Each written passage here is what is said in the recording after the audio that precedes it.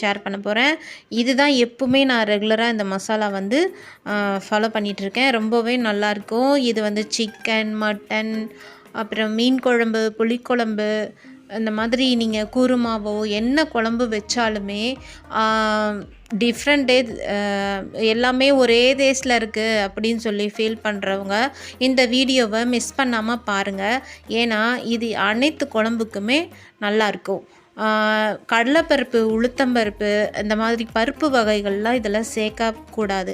இந்த மாதிரி மசாலா மட்டுமே நீங்கள் அரைச்சி வச்சிங்கன்னா என்ன வித குழம்பு வச்சாலுமே ரொம்பவே சூப்பராக இருக்கும்.